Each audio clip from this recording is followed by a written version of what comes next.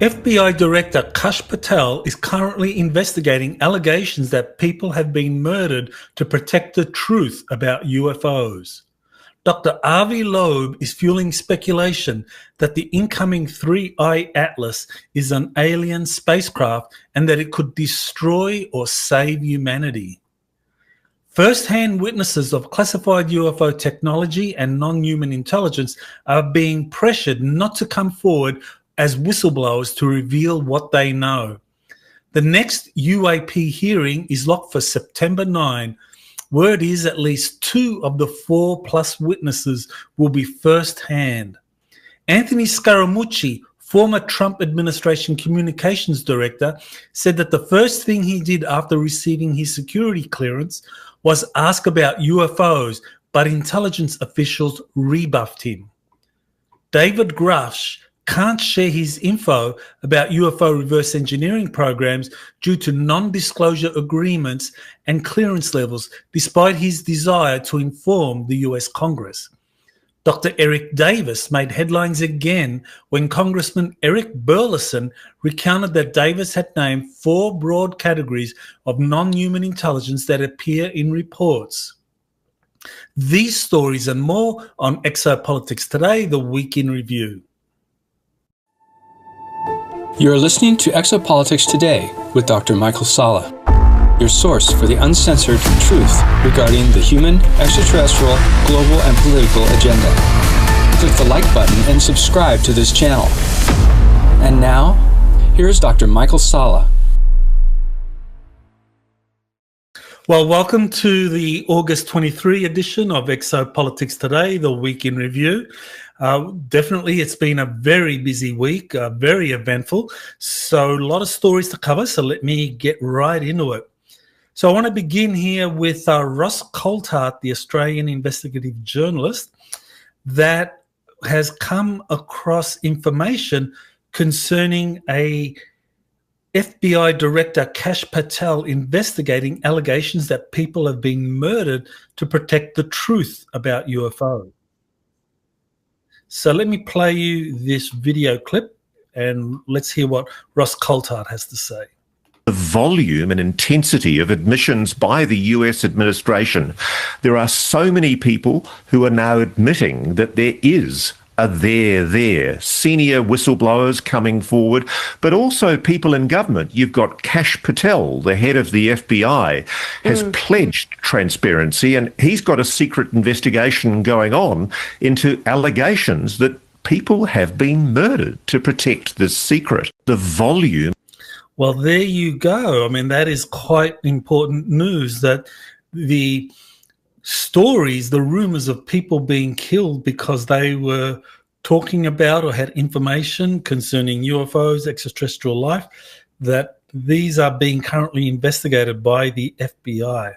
Now, this really raises the question of just what kind of technologies has the FBI or the people that are actually murdering whistleblowers are using. What are they using? We know, for example, that in 1975, the Church Committee identified the heart attack gun developed by the CIA to murder people without leaving any telltale sign. And after the 1975 Church Committee, legislation was passed prohibiting the FBI from targeted assassinations of people using these kinds of technologies. Now, whether they observe that or not, I mean, you can offer your best guess. But what I've learned is that technologies were developed whereby they could deliver pathogens that would make people sick. That seemed to be the follow-on from the heart attack technology that was developed in the 70s, that they could make people develop illnesses, serious illnesses that could lead to a fatal condition. And so hopefully the FBI is looking at these technologies and who has them, who's used them, and who has been targeted by them. And I'd be very interested. I mean, I truly believe, and I've been told by multiple people, that I was poisoned, and that almost led to my death in March of this year.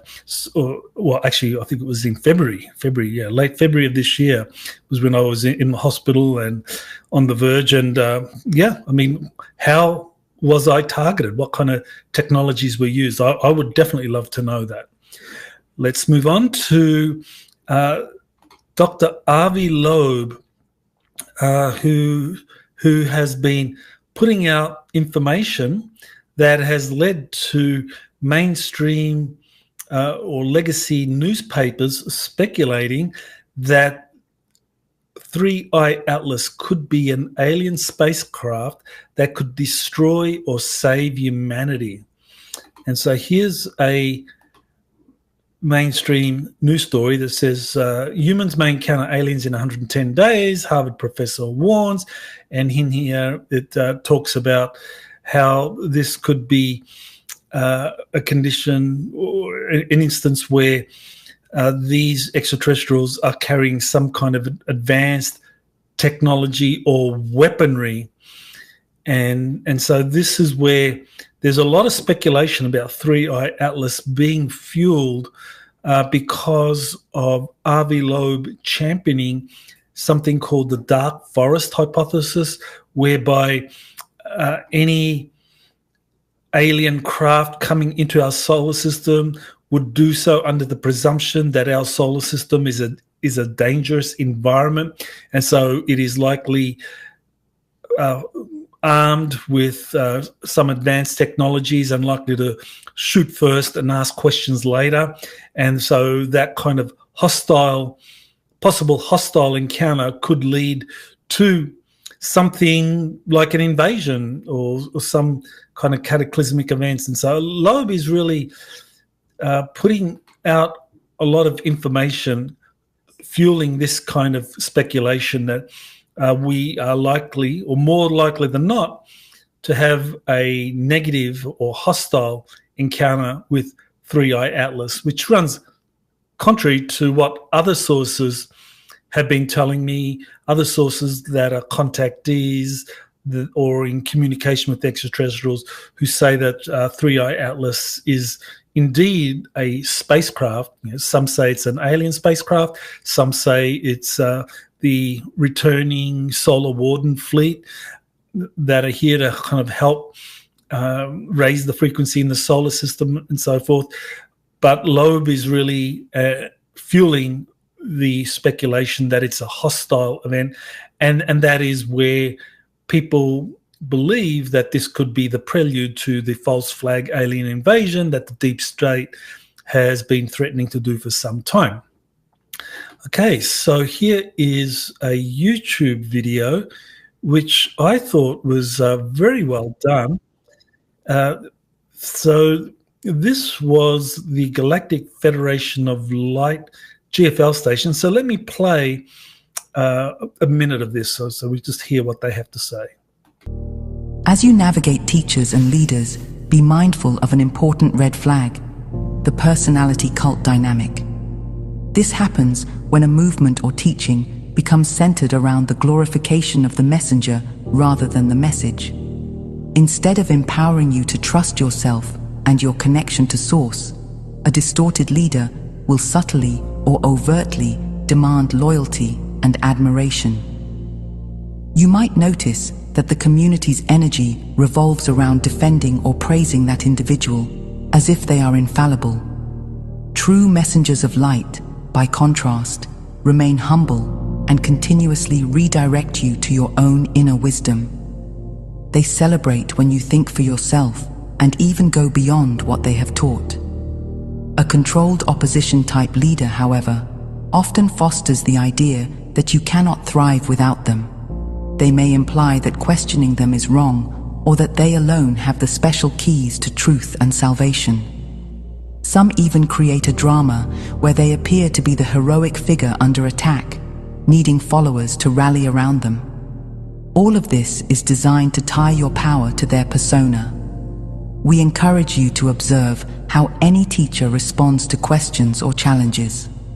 A genuine guide welcomes healthy inquiry and remains transparent, whereas a false guru might react with defensiveness or try to silence dissent. Remember, the spiritual path is about realizing your own divinity, not pledging allegiance to someone else's. Any teaching truly aligned with your growth will keep pointing you back to your sovereignty. If instead you feel pressure to conform, worship, or accept without question, that is a red flag you should not ignore. All right, well, I think the message there is very clear. And this does happen in the UFO field quite a lot. I've certainly come across more than one individual that I've worked with or that I've learned about or interacted with over the years. And there are quite a few people that start off humble and open, but because of the attention they gather, because of their contact experiences with extraterrestrials, then they generate very big followings pretty quickly. And people oftentimes in that situation start to make it all about their personality, and it becomes a personality cult, and you get attention placed on this person's character qualities, where loyalty, uncompromising loyalty is encouraged, dissent is not allowed. That's right there is a big warning. If people start excluding criticism by those who have different opinions, then that is a red flag that you may be dealing with or interacting with someone who is developing this kind of cult-like following. And so, yeah, this is something that we need to be aware of, because I think this is one of the things I truly do appreciate about the Galactic Federation, the GFL station as a channel. I don't agree with everything they put out. I mean, I do have some disagreements with some of their material, but what I find more often than not is that it gives you some very relevant information about what's happening in the world, but then inspires you to go within to connect with your own divine source of information and really emphasize the importance of making that the foundation for how you interact and understand the world around you. And I totally agree with that segment that I played, that true teachers of the light will always direct you to go within and make that connection stronger and encourage you to express whatever information you've learned from that interaction with your own heart center, as opposed to just imitating or following the teachings that you are putting out there. So that's how you tell the difference between a true teacher and one of these false light teachers. The false light teachers essentially make it, all about me. It's all about me, whereas a true teacher will always make it about you. What is it that you feel or resonate with? What do you discern here? That's a true teacher. All right, well, I did want to play this very important message for you, some classic alien humor to start your week.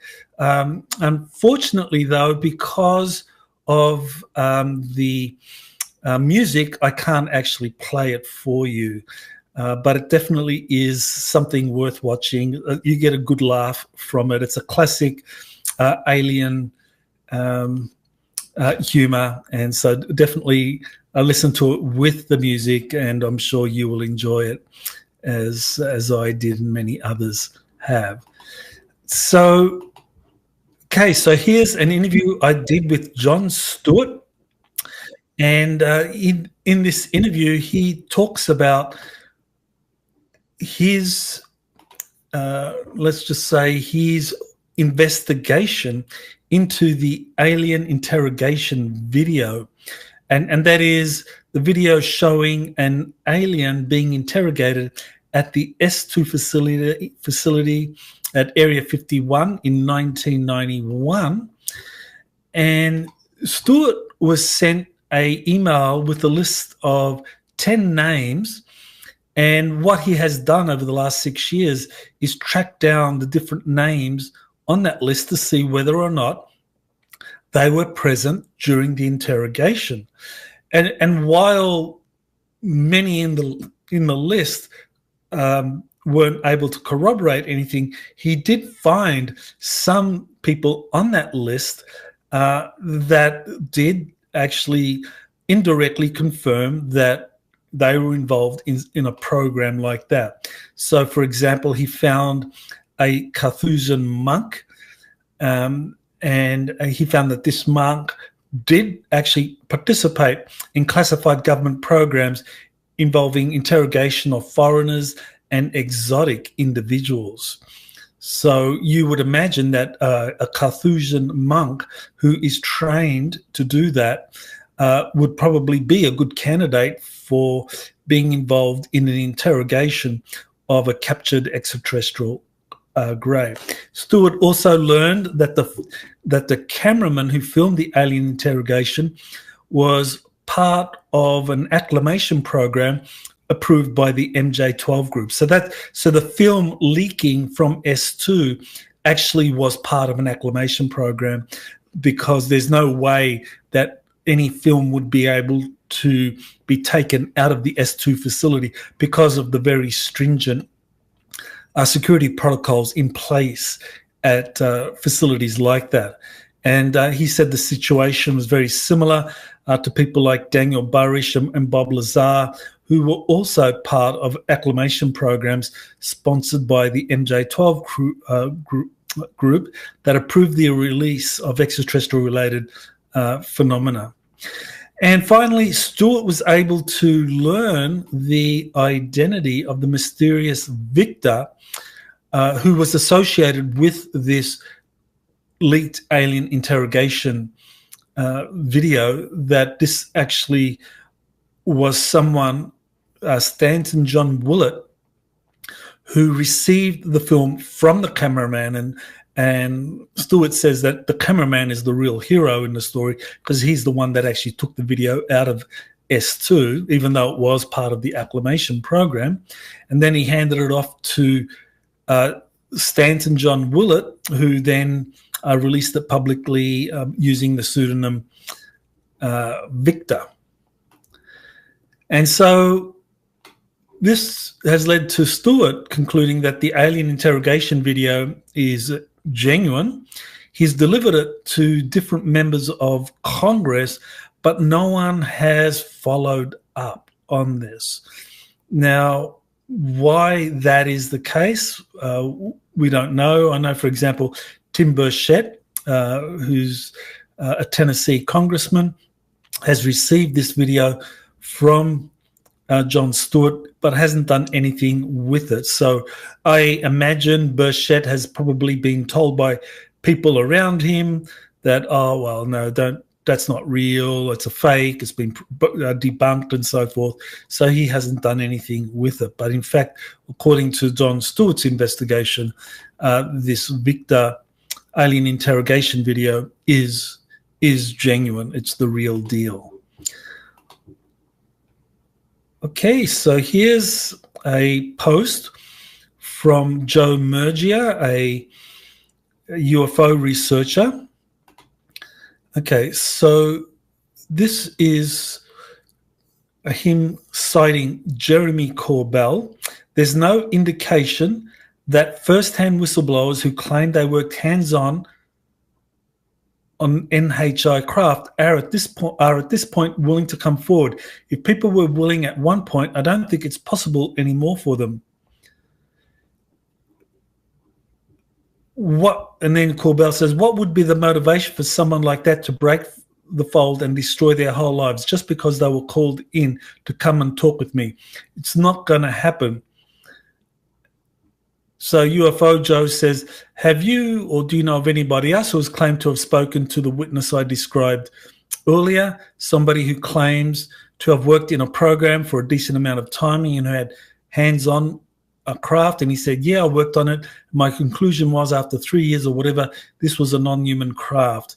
Jeremy Corbell said, yes, I know people in an official capacity who have interviewed with people that exactly fit this description and have pushed on them, being like, what is it going to take for someone like that to come forward publicly? And by the way, that was part of an intelligence community inspector general investigation where people of that level were communicated with, and I know exactly who is doing that back and forth. So this is something that I think is very helpful to know, that first-hand witnesses of classified UFO technology and non-human intelligence are being pressured not to come forward as whistleblowers to reveal what they know. Now, the question that immediately comes to mind is this reluctance to come forward because of the mysterious deaths of UFO witnesses that Kash Patel is investigating? It's worth mentioning that whistleblowers that have come forward or spoken with intelligence experts or journalists such as David Grush and Michael Schellenberger, respectively, have said that reverse engineering of alien technology has not been successful. However, we know from many others who have come forward as part of the Disclosure Project, Project Camelot, Exopolitics Today, that reverse engineered craft have been built. It's time to seriously consider some of those who have already come forward to risk career and life.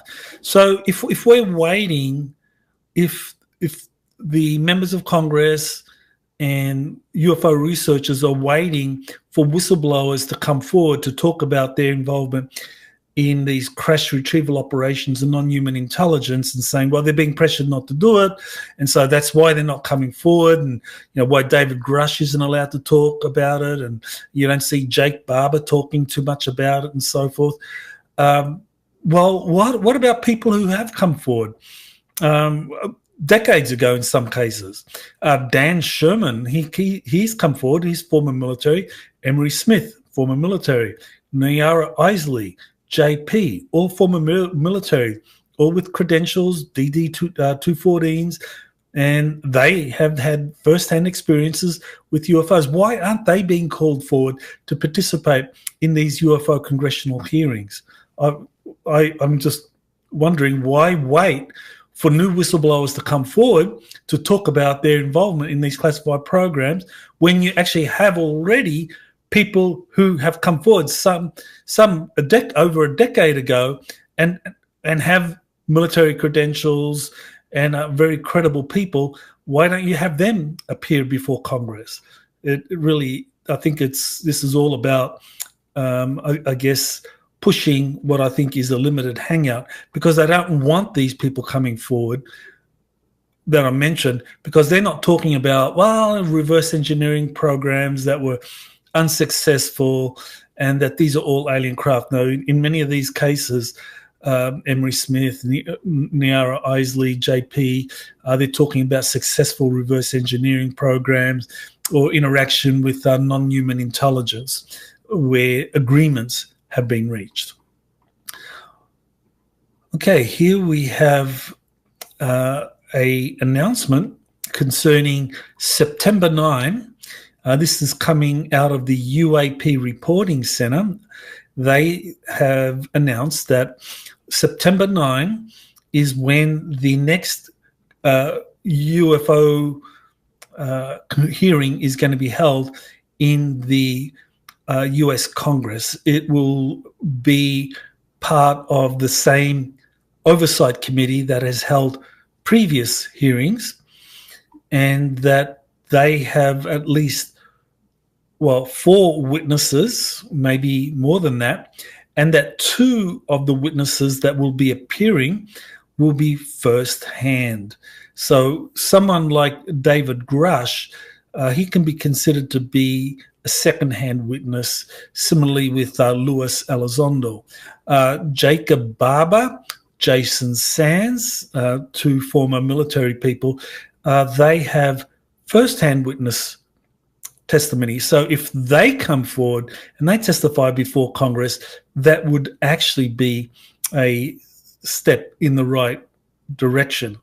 So, yeah, that will be very interesting to see what happens on September 9 with the next congressional hearing. Okay, so here is information that has come out through Carb, who has a popular Twitter channel, I guess. I think nearly 200,000 followers. And he talks about Hopi prophecy that says that a man with a red hat will play a significant role in a time of purification, and the great white brother will return to usher us into a new age of peace in the fifth world. Trump is the man in the red hat. Pleiadians are the great white brothers. The fifth world is 5D ascension. These prophecies are unfolding now because we're the ones who will experience the shift. And so, I mean, there have been a few responses to this because Hopi prophecy is transmitted through oral tradition, so people can dispute whether or not these kind of oral references referring to a red hat are correct interpretations or not. But nevertheless, I think there is something in Hopi prophecy talking about red hat or red caps, and you can associate that with Donald Trump and the return of the great white brother who will destroy the wicked. I believe that this actually is probably pretty accurate, that Donald Trump is working with the Galactic Federation, working with a positive association of extraterrestrial civilizations banded together in a federation of some kind that are actively intervening to clear out the planet of the negative extraterrestrial influence. And I think the negative extraterrestrial influence has manifested itself in many ways on our planet, working with minions, human minions, deep state elites, ruling bloodline families, the leaders of the different secret societies and so forth, and that these forces that are very dark collectively are being tracked down and removed from power, especially in power centers like Washington, D.C., where Donald Trump has started to crack down by federalizing the Washington, D.C. Metro Police and sending in a lot of federal agencies and security forces, not just to deal with the crime problem and poverty and homelessness, but also to clear out the underground tunnels and centers where SRA, young people being imprisoned, tortured, and that kind of a life rejuvenating substance removed from these young people. Hopefully you get the message that Trump, the White Hats, Earth Alliance, are working with positive extraterrestrials to do precisely that. So I think this Hopi prophecy is pretty accurate. Okay, so here is a prediction that was made in 2022 about an object entering our solar system in 2027. So this is from a retired CIA officer, John Ramirez. So let's listen to what he had to say. And this was in 2022, 3 years ago.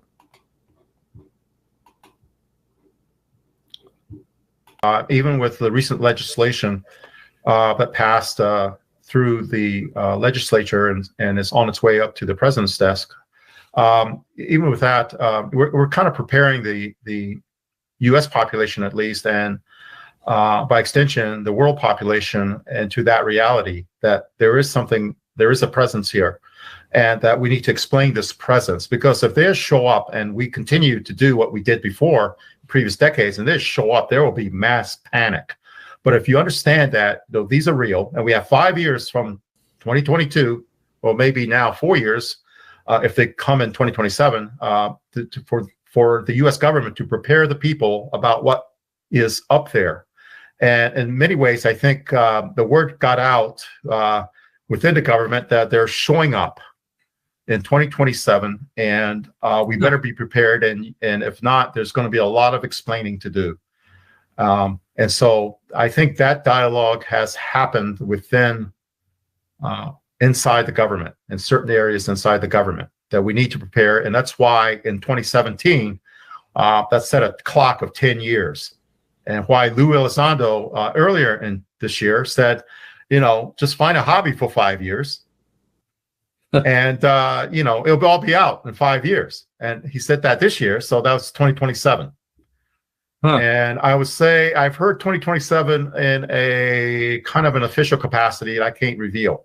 So I think I would say that people in the government are aware of something happening and that there's limited time, a few more years to prepare the people. And that's what's ramping up this acceleration from the previous 7 decades of not even acknowledging it to now we are acknowledging it at a faster and faster pace.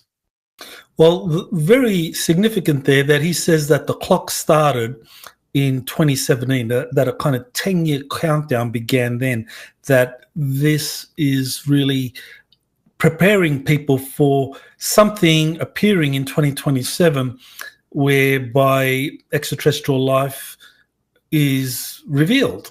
And so that is something that we are building up towards. And that what Ramirez is referring to here is that if people aren't prepared, then this is going to become a dire national security threat. Now, who is John Ramirez? He served for more than 20 years as a CIA officer. And so I think the question people may raise is, well, is he just laying the groundwork for a future event or a psychological operation involving extraterrestrials that could lead to some kind of national security crisis? And is 3-Eye Atlas part of this kind of build-up to whatever it is that is coming in 2027? So I think there is definitely something here to consider, and 2027 has been referred to again and again as the year when apparently things will be coming to a head. Right, here is a very interesting admission by the former communications director for Donald Trump in his first administration. So let's listen to what Anthony Scaramucci, don't you love that name, Scaramucci, he says that, well, let's hear what he has to say. When I was in the White House and I had the presidential security clearance, the first thing I asked for was the information on the UFOs. And the intelligence people told me that I couldn't get any of that information. And they said that it was ATS, that information. I said, well, what is ATS? Above top secret. I said, well, I have a presidential security clearance. So I can't get the access to the information. It's above the president's security clearance. That's what she was saying in the interview with Joe Rogan. She was basically saying that they have proof that there are interdimensional beings that have, through portals, gotten back and forth here. And she said it pretty matter-of-factly. So when I was in the White House... All right, so there Anthony Scaramucci is talking about Anna Paulina Luna in an interview that she recently did with Joe Rogan, talking about these portals that could be used for travel by extraterrestrial civilizations. And that Scaramucci says that, well, when he tried to find out what's the deal with UFOs, he was appointed communications director with a top secret security clearance, and he was rebuffed and told that that information is above top secret. So I'm sure that's no surprise to many of you watching this. But what I found to be very interesting is that something very similar happened during the Clinton administration when Webster Hubbell says that when Clinton won the election, he asked Hubbell to find answers to 2 questions. One is, what's the deal with UFOs, and who killed Kennedy? And so Webster Hubbell tried to get answers to that, and he had the same result as Scaramucci, that even though Hubble had top secret security clearance, he was unable to gain access to UFO and JFK files. So this is just more confirmation that the UFO issue truly is above top secret. It's a very high level information, and for those who are involved in geopolitics, what it means is that you really can't understand what's happening in the world around us if you haven't made progress to understanding what's really going on with extraterrestrial life and technologies, UFOs and so forth, because that's something that is above top secret, even higher classification than thermonuclear weapons. And we know that because of a Canadian transportation minister in the early 1950s admitted or wrote in a memo that the flying saucer issue is classified more highly than the hydrogen bomb. So just think about the implications of that. So, that's why I think exopolitics really is the queen of the sciences. All right, here we go. Here's, again, citing Joe Murgia, the UFO Joe, or his very competent UFO researcher, a veteran.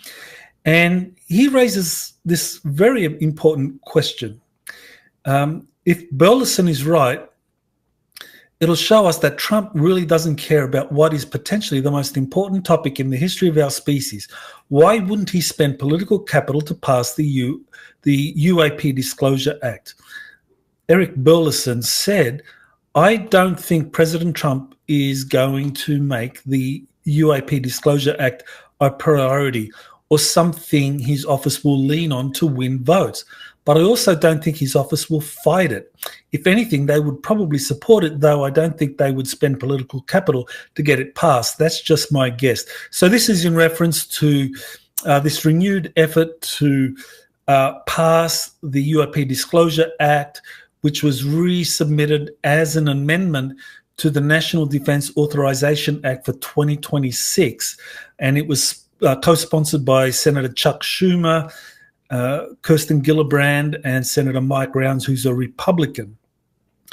So I think this is a critical question. Why doesn't President Trump spend political capital on the passage of the UAP Disclosure Act if he's been briefed on different extraterrestrial groups among us and he's working with the Galactic Federation? I think these are all good questions to ask. And a related question is, why is Senator Chuck Schumer, who is a deep state shill, supporting the passage of the UAP Disclosure Act? And so this is what I think is going on.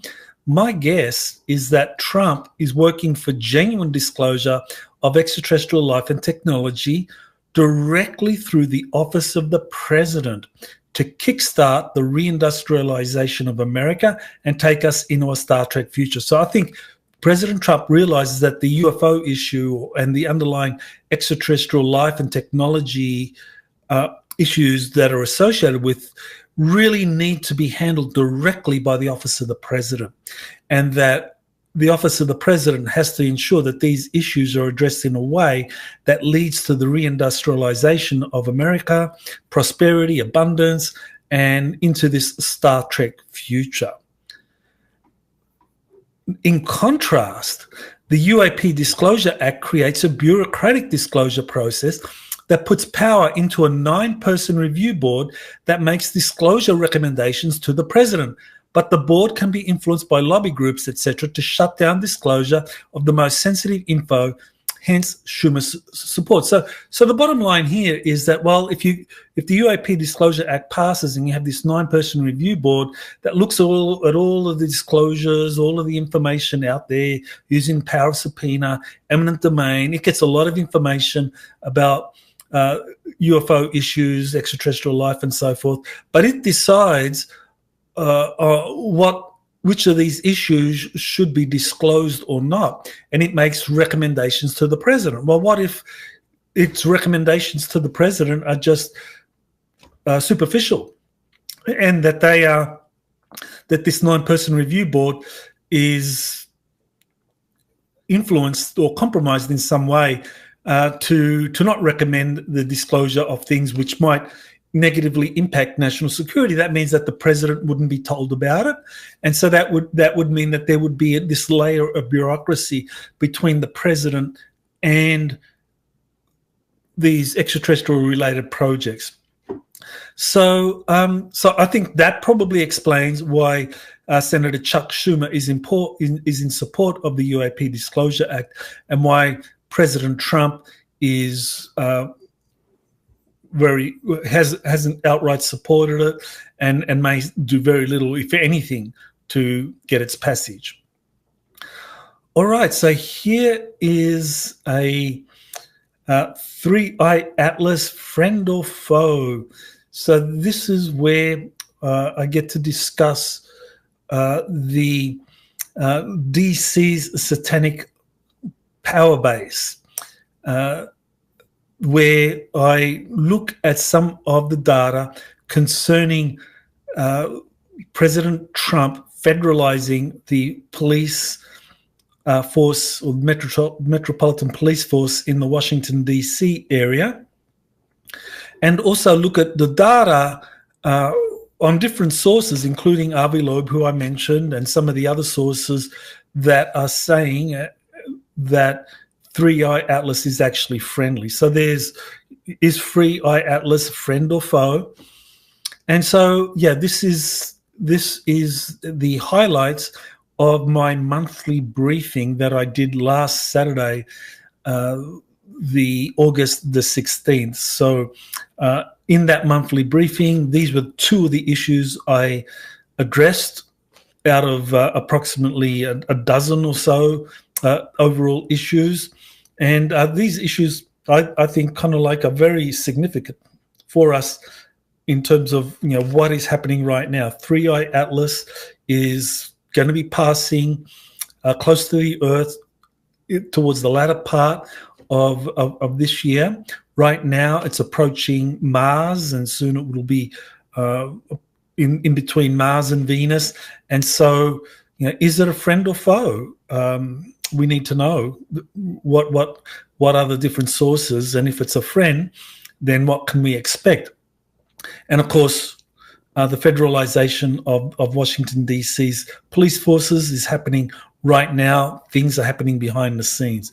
So if you want to get all of the data on that, then this is available on my Patreon channel, on Rumble, YouTube, Spotify, and so forth. So for those of you that are Patreon subscribers, you get early access, and it's ad free. So, and of course, you get to support the Exopolitics Today through your membership fee. So, thank you very much for all Patreon subscribers.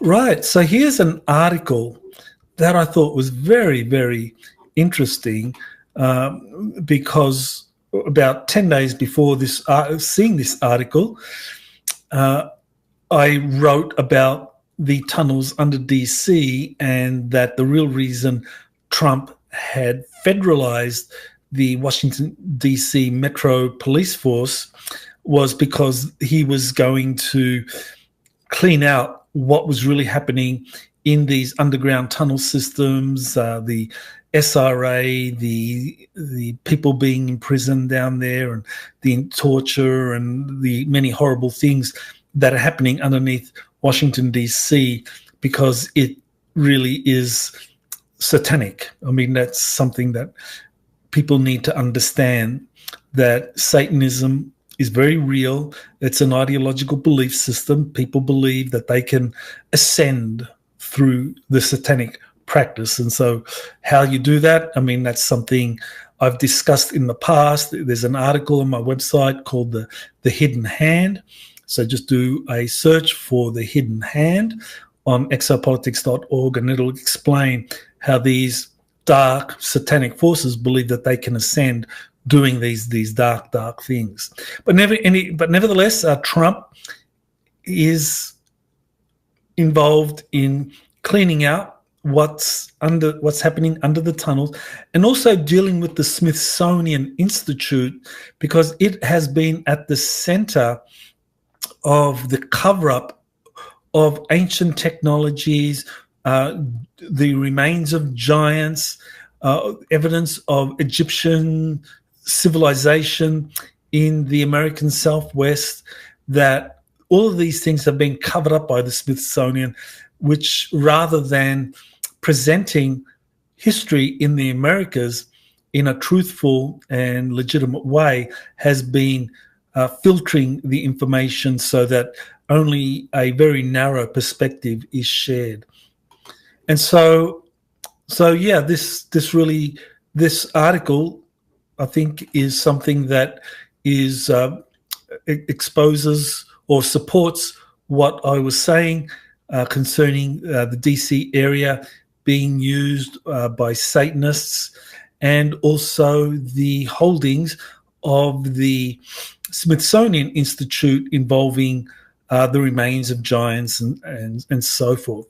Now, Trump is working with white hats and the Earth Alliance to free the planet from negative aliens and their human minions. And they've set up a religious system which is called Satanism.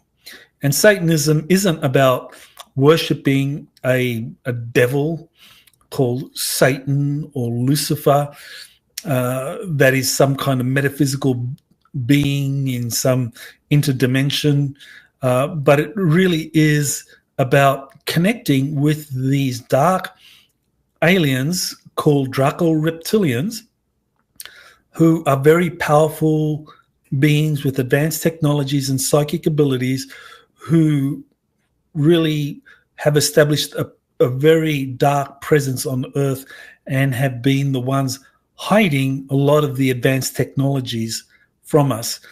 So Trump is working with positive extraterrestrials, along with positive forces from different military institutions on planet Earth, to cleanse out these underground tunnel systems, not just in Washington, D.C., but also elsewhere in America and around the world, because these tunnel systems and the bases that are underground are typically located on energy vortices of planet Earth, and that's how you control a planet. If you find the energy vortices, these kind of sacred sites where, just as the human body has all these meridians, the chakra system and the meridians used for acupuncture, similarly the Earth has it's similar meridians or energy vortexes. So if you establish a underground base on each of those vortices on planet Earth, and you practice SRA, torture people, hold people imprisoned and so forth, that creates this negative energy that suppresses evolution on the planet. So that's why positive extraterrestrial forces are helping the Trump administration, the Earth Alliance, to cleanse all of that. So very, very important. Okay, so here is a truth post by Donald Trump where he talks about wokeness in the Smithsonian Institution. So he talks about wokeness and why that's such a bad thing, and how colleges and universities are infested by this kind of like this belief system, wokeness, which is all about kind of like ignoring what really was responsible for the kind of like civilizational development in Western countries, and making it all about racism and minorities being oppressed and so forth. That is the kind of like what he discusses in his truth post. But really, I think the true target of him issuing an executive order to have the Smithsonian's holdings investigated for what can be released or not, is because the Smithsonian has been holding back all this advanced technology, knowledge about advanced technologies, ancient giants and civilizations like the Egyptian civilization visiting the Americas, artifacts from earlier civilizations in the Americas, because this is something that let's just say the deep state, the ruling bloodline families wanted to suppress from the rest of the American population. And so that's why Trump has been targeting the Smithsonian Institution. Okay, so here's something that I think is very significant. There was a leaked document where the Ukrainian army's databases was hacked, and it showed that there have been 1.7 million Ukrainian troops killed or missing. And, that's going to shock a lot of people, because the mainstream or legacy media has been brainwashing people into believing that the Ukrainians have been very successful in holding back the Russian onslaught in Ukraine, and that the Russians have suffered heavy casualties in their attempts to make progress in Ukraine, and that's evidenced by the lack of territorial conquest by the Russian military. Well, the truth is, and there have been a number of sources, experts that have been pointing this out, and foremost among them is Colonel Douglas Macgregor, and then there is Alex Mercurios from the Duran, and Alexander Christoforou, and others that point out that the Russian strategy from the beginning was not to conquer territory, but attrition warfare, which was to kind of grind down the Ukrainian army, to essentially obliterate the Ukrainian army. And Colonel Douglas Macgregor has made estimates or cited sources that have come up with a similar number of Ukrainian troops being killed or missing in the past. Now, this is where we need to consider the scale of the human tragedy in Ukraine, given that in 2024, it was estimated to have a population, or the official estimate was like 37.86 million. But the truth is that because a lot of people escaped, because they didn't want to get involved in the war or be forced into conscription, that they escaped. So probably the true number is maybe 10 million less, 27 million. So if you think of that, 1.7 million troops killed or missing, and that doesn't include those that have been injured. So if you include the injured Ukrainian forces, we're talking anywhere from 3 million plus, which is just unfathomable. I mean, the number of people that have died. And there have been objective scholars. These are people who, in my mind, are very objective. They're neutral. They don't have an agenda. John Mearsheimer, Jeffrey Sachs, Jack Matlock, former ambassador to Russia, U.S. ambassador to Russia, all pointed out the folly of Ukraine trying to impose a military solution on its Russian-speaking renegade provinces that had the full backing of Russia. From the beginning, they said this was madness. You will not defeat Russia on the battlefield. So why did Ukraine's political leaders embark on such a foolish venture? The conventional explanation is that neocons from the US and Europe wanted to bring about regime change in Russia by arming the Ukrainians, who would fight a proxy war against Russia. Western sanctions would then lead to a collapse in Russia's economy. Of course, the Russian economic collapse didn't happen, and the Russian army only grew bigger with modern weapons and exhausted Ukraine's military following an attrition warfare strategy.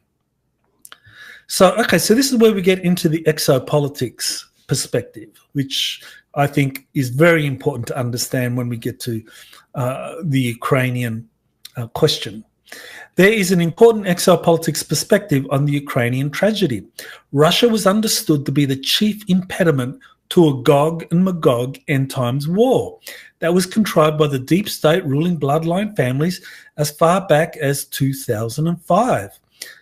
And even earlier than that, 2001. I mean, you had General Wesley Clark giving an interview in, I think it was 2002, saying that soon after September 11, he went to the Pentagon and he found that there were plans to invade 7 Middle East countries to essentially remove authoritarian regimes, but that the removal of these authoritarian regimes that brought stability would lead to chaos in each of those countries, and that's exactly what happened. And then you had in 2005 in the city of London a plan that was hatched that was called the Anglo-Saxon Mission, and that was something that was covered in the Project Camelot interview that Kerry Cassidy did, and also her partner Bill Ryan at the time, that they covered the City of London plan, and that was to create a conflict in the Middle East centering upon Iran that would lead to Israel and Iran having a war that would go nuclear, that would suck in adjacent Middle East states and also the major powers. So this was one of the reasons why they wanted to defeat Russia. And they used Ukraine as a proxy because they wanted Russia out of the way so that they could move forward with their Anglo-Saxon mission. So this was totally a satanic plan to bring about a devastating regional war with nuclear weapons that would lead to millions of lives being lost, that could possibly escalate into a world war. And, you know, why would the deep state, why would these satanic bloodline families want a world war? Well, because this is how they can harvest millions and millions of souls for their extraterrestrial overlords. Also, Ukraine became a haven for biolabs, genetically modified super soldiers, ancient technologies, etc., that were hidden in underground locations. This included a large space ark in the Oleshky Sands National Park in the Kherson Oblast region of Ukraine. And what's very significant here is that the Kherson region of Ukraine was the very first area of Ukraine that was taken over by Russian forces in the 2002 special military operation. That special military operation involved Russian forces moving into the contested Donbass and Lugansk regions of eastern Ukraine, where there was a predominant Russian minority. But really, Kherson region didn't have that problem. So why did the Russians go there?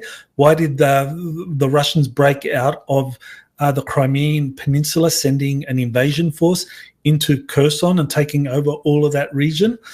Because it had nothing to do with Russian rights, minority rights that was contested in the Donbass region, was all to do about having control of this space ark under the Oleshky Sands. And then, of course, you had the biolabs.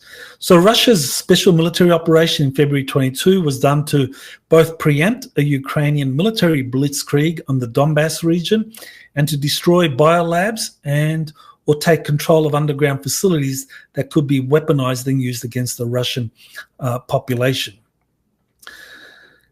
Okay, so this is really why the Ukrainians have been pressured into continuing a war, an attrition war with Russia that has led to as many as 1.7 million Ukrainians being dead, because the deep state, the European powers that are pressuring Ukraine to continue fighting, they have no love for Ukraine. They have no genuine regard for the Ukrainian nation.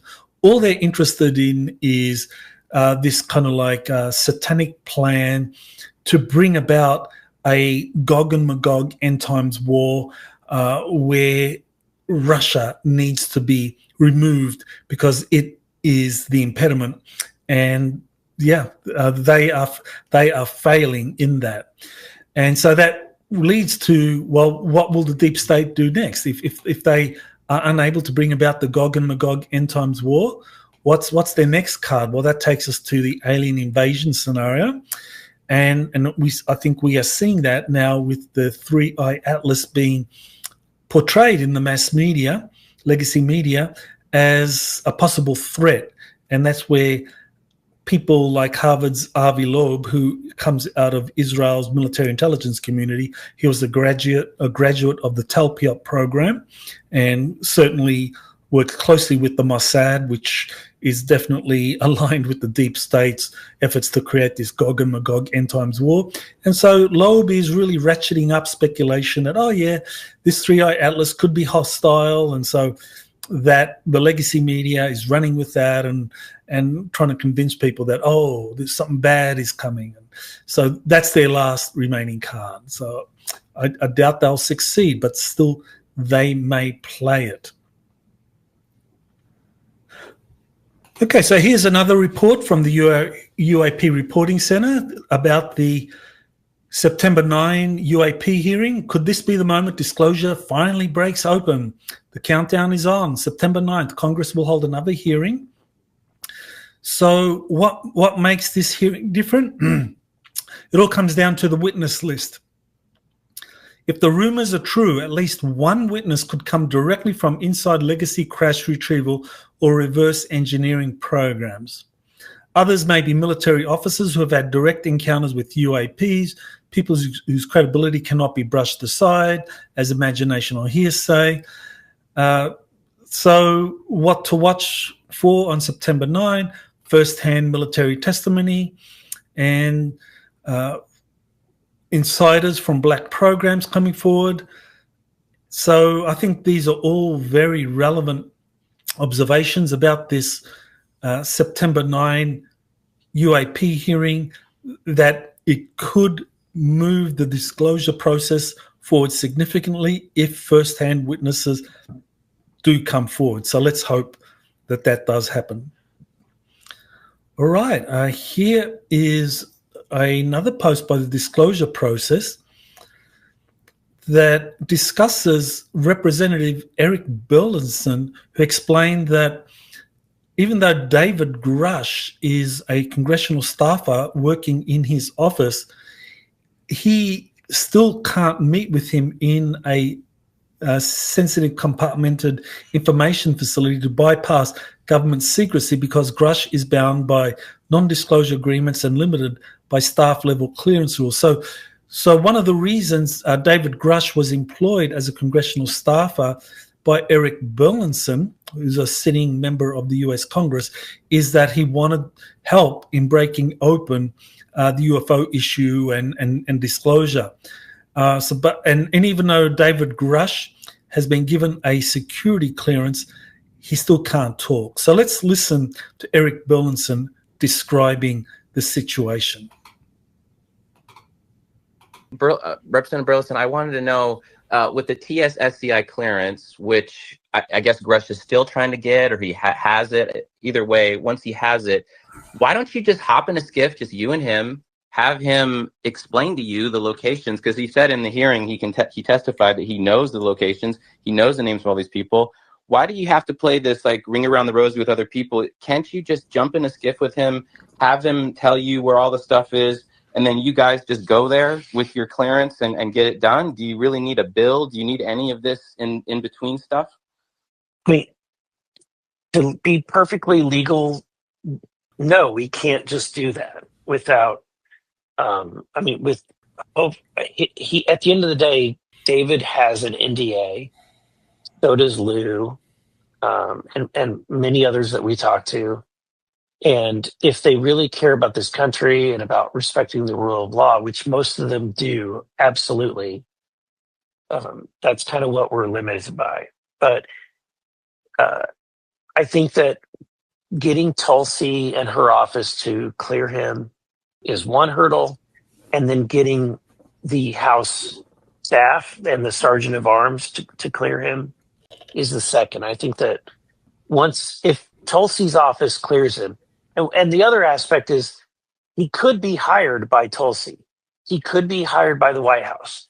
if Grush were hired by any of these agencies, then it all goes away. His limiting factor is that he's a staffer for a member of Congress, and the default clearance for a staffer as a member of Congress is the TS level, and they're not gonna. It's highly unusual. It's not been done for them to be able to give somebody a higher clearance than that. The only way that you get a higher clearance in Congress is if you're a staffer for the committee. So, which is why I tried to get Grush on as a committee staffer for oversight, but there's oversight did not want to kind of break a precedent and do that. Are those conversations happening about him potentially being hired by Tulsi or the White House, or is that just like a hypothetical? I'm gonna say that that's a hypothetical at this time. Okay, cool. Okay, so there you have that. David Grush wants to disclose what he knows about classified reverse engineering programs involving retrieved UFO craft involving non-human intelligence, and the reverse engineering that's been attempted by different corporations. He knows the name of the corporations and some of the programs. He wants to share that, but he can't do it without breaking an NDA, and that's a non-disclosure agreement. And as a congressional staffer, he doesn't have the sufficiently high security clearance to talk about it to others that have a similar clearance. And in order to be able to talk about it, he needs to be given a higher clearance. So, and that only can happen if he joins or is employed by a congressional committee, or if he is employed by someone like Tulsi Gabbard or by the Trump administration. So all this is to really say that the system that's in place for preventing whistleblowers from talking about the classified extraterrestrial related programs that they were involved in continues to be a very effective way of stifling people from coming forward.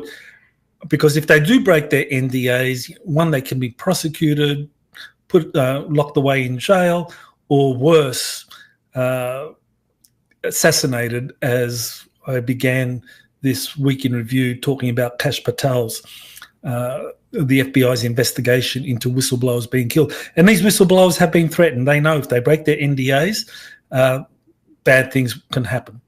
All right, here is a post by Jason Weil talking about Dr. Eric Davis and the significance of him coming forward and talking about 4 different types of extraterrestrials that are known to exist. Now, this was Davis, who has a very strong pedigree in the sciences, working in classified programs, and he was recently part of a congressional roundtable where he talked about 4 different types of extraterrestrials: the greys, the Nordics, the insectoids or mantids, and the reptilians. So he talked about those 4 types, and Burleson has also referenced that. So this is really kind of like helping the wider public understand that we have different types of extraterrestrials interacting with us, ranging from kind of like very human-looking Nordics to very strange grey-looking beings, or kind of scary insectoid or reptilian beings. And that Davis has pretty much put his reputation on the line by saying these testimonies are something that shouldn't be just simply dismissed at all. So this is definitely something to keep in mind. And here with this tweet, there's Eric Davis, and he's been involved in the UFO issue since at least the 1990s. All right. Okay. Here is something that I felt was kind of like gatekeeping. So this is Carb, who is a contactee, has a popular following, as I mentioned. I think about 180,000 Twitter followers. So that's quite a following right there. Let's see, what is it exactly? 182 followers. So quite a few people are following Carb. So what does he say? He says that, okay, Galactic Federation of Light has existed for billions of human years and didn't just get infiltrated or changed names as some people are claiming. Okay, all right, fair enough.